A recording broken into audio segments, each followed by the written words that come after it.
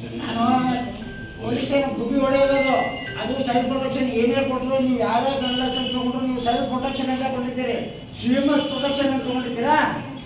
ಮತ್ತೆ ಅದನ್ನು ಗೈಡ್ಲೈನ್ಸ್ ಇದೆಯಲ್ಲ ಸೆಲ್ಫ್ ಪ್ರೊಟೆಕ್ಷನ್ಗೆ, ಅದನ್ನು ತೊಗೊಂಡು ನೀವು ಕಾನೂನು ಗೊತ್ತಿರಲ್ಲ, ಏನೂ ಗೊತ್ತಿರಲ್ಲ, ಯಾವ ರಿಕ್ರೂಟ್ಮೆಂಟ್ ಮಾಡಿರ್ತೀರಲ್ಲ. Ex serviceman okay, is a train person, ನಾವು ಹೋಗ್ತೀವಿ. ನೀವು ಯಾರು ದಾರಿ ಹೋಗೋಣ ತೊಗೊಂಡ್ಬಿಟ್ರೆ ಹೆಂಗೆ?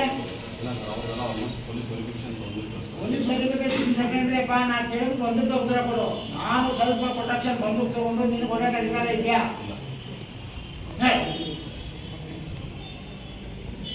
ಎಲ್ಲೆಲ್ಲೋ